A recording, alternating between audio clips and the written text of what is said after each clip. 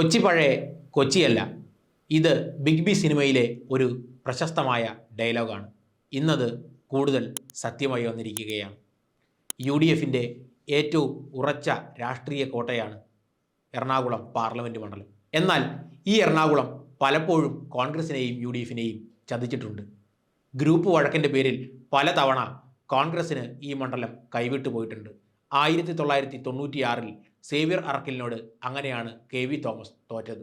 മാത്രമല്ല പിന്നീട് Sebastian Paul പലപ്പോഴും വെന്നിക്കൊടി പാറിച്ചതും കോൺഗ്രസിനകത്തെ ഗ്രൂപ്പ് വഴക്കിനെ മുതലെടുത്താണ്. എന്നാൽ ഇന്ന് അതൊക്കെ മാറിയിരിക്കുന്നു. കോൺഗ്രസിന് സ്ഥാനാർത്ഥിയായി കഴിഞ്ഞ തവണ ലഭിച്ചത് ഹൈബി ഈഡനെയാണ്.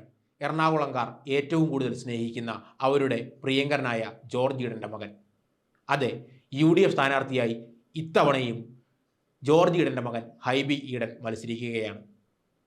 ജോർജ് ഈഡൻ്റെ മകന് മറുപടിയായി ഇടതുപക്ഷവും ഒരു ടീച്ചറെ ഇത്തവണ മത്സരിപ്പിക്കുന്നു, KJ ഷൈൻ ടീച്ചർ. BJP ആകട്ടെ മണ്ഡലത്തിൻ്റെ സ്വഭാവം പരിഗണിച്ച് പഴയ കോൺഗ്രസ്സുകാരനെ തന്നെ ഇത്തവണ മത്സരത്തിന് ഇറക്കിയിട്ടുണ്ട്. Doctor KS Radhakrishnan. അദ്ദേഹം PSC ചെയർമാനായിരുന്നു, വൈസ് ചാൻസലറായിരുന്നു. എറണാകുളത്ത് ഏറ്റവും കൂടുതൽ ചർച്ച ചെയ്യപ്പെട്ട വികസന പ്രശ്നങ്ങൾ കുടിവെള്ളവും മാലിന്യ പ്രശ്നവും ഗതാഗത കുരുക്കുമൊക്കെയാണ്.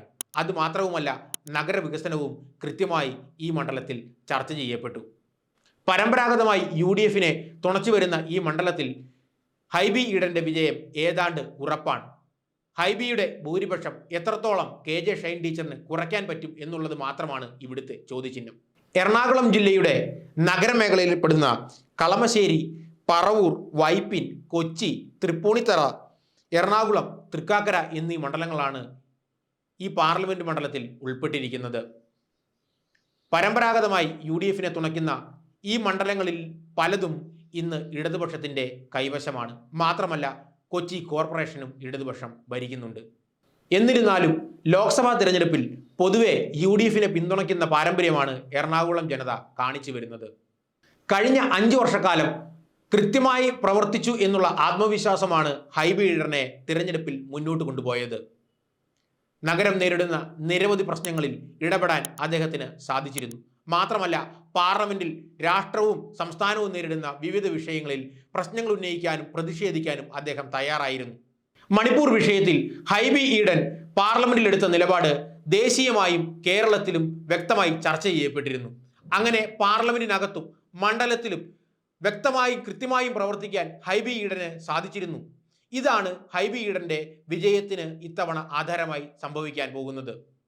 എന്നാൽ KJ ഷൈൻ ടീച്ചർ അത്ര നിസാരക്കാരിയൊന്നുമല്ല. സേവന സാമൂഹിക രംഗങ്ങളിൽ വർഷങ്ങളായി പ്രവർത്തിച്ചു വരുന്ന അവർക്ക് ഹൈബി ഈഡന്റെ വോട്ട് ബാങ്കിൽ കടന്നു കയറാൻ സാധിക്കും. BJPയുടെ സ്ഥാനാർത്ഥിയാവട്ടെ വിജയപ്രതീക്ഷയൊന്നും വലിയ തോതിൽ പങ്കുവയ്ക്കുന്നില്ല. തങ്ങളുടെ വോട്ട് പരമാവധി വർദ്ധിപ്പിക്കുക എന്ന കടമയാണ് KS രാധാകൃഷ്ണന് BJP നൽകിയിരിക്കുന്ന ചുമതല. അത് അദ്ദേഹം ഭംഗിയായി നിർവഹിക്കും. ഞങ്ങളുടെ പഠനത്തിൽ എറണാകുളം പാർലമെൻറ്റ് മണ്ഡലം ഇത്തവണയും ഹൈബി ഈഡനൊപ്പം സഞ്ചരിക്കാനാണ് കൂടുതൽ സാധ്യത.